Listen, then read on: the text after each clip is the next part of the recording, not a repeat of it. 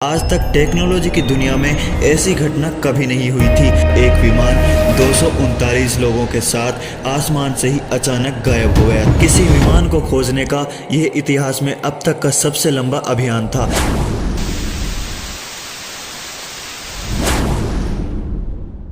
कभी कभी दुनिया में ऐसी घटनाएं भी घट जाती हैं जिस पर यकीन करना मुश्किल हो जाता है। एक ऐसी ही घटना साल 2014 में घटी थी जो अब तक दुनिया भर के लोगों के लिए एक रहस्य ही बना हुआ है।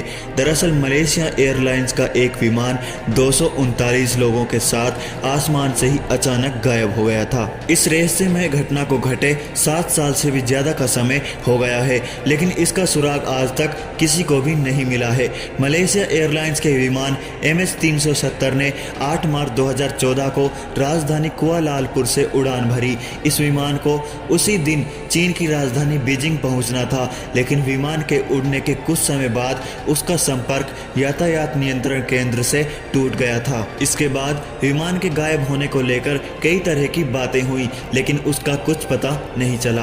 पहले यह अंदाजा लगाया गया कि शायद विमान को आतंकियों ने हाईजैक कर लिया है, लेकिन फिर बाद में इस तरह के कोई संकेत नहीं मिले। कुछ समय बाद ये मान लिया गया कि विमान कहीं दुर्घटनाग्रस्त हो गया है और इसको लेकर फिर से तलाशी अभियान शुरू किया गया। कई महीनों तक और कई देशों में विमान की खोजबीन चलती रही, लेकिन कुछ हाथ नहीं लगा। विमान में बैठे यात्रियों के परिजनों ने हंगामा कर दिया, क्योंकि उसमें किसी का भाई था, किसी का बाप था, किसी की वाइफ थी और किसी की माँ थी। परिजनों को भी उनके सवालों का कोई जवाब नहीं मिल पाया था। ना उन्हें अपनों की डेड बॉडी मिली और ना ही लिविंग बॉडी। कहते हैं कि 1 लाख वर्ग किलोमीटर से भी ज्यादा के दायरे में विमान की खोजबीन चली, लेकिन विमान का कोई पता नहीं चला। किसी विमान को खोजने का यह इतिहास में अब तक का सबसे लंबा अभियान था। यानी किसी भी गायब हुए विमान की इतनी खोज नहीं की गई थी जितनी इस विमान की गई थी। इसमें करोड़ों रुपए खर्च हुए। कई देशों ने भी इस अभियान में मलेशिया की मदद की थी, क्योंकि यह इतनी विचित्र घटना थी जिसका अंदाजा लगाना भी मुश्किल सा हो रहा था। आज तक टेक्नोलॉजी की दुनिया में ऐसी घटना कभी नहीं हुई थी।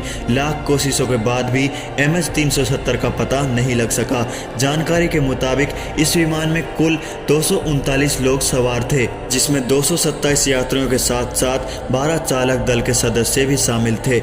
इनमें सबसे ज्यादा संख्या चीन के यात्रियों की थी और उसके बाद मलेशिया के। कहते हैं कि आखिरी बार विमान को हिंद महासागर के ऊपर उड़ान भरते पाया गया था, लेकिन उसके बाद वो अचानक रडार की पकड़ से बाहर हो गया था। हर तरफ से निराशा मिलने के बाद थक हार कर 3 साल बाद यानी 2017 में विमान का तलाशी अभियान भी आधिकारिक रूप से बंद कर दिया गया था। इस विमान के पायलट जहारी अहमद शाह थे। हाल ही में ऑस्ट्रेलिया के पूर्व प्रधानमंत्री टोनी एबॉट ने यह दावा करते हुए कहा कि मलेशिया के उच्च अधिकारियों को मानना है कि MH370 फ्लाइट को उसके कप्तान ने ही जानबूझकर समुद्र में डुबा दिया था।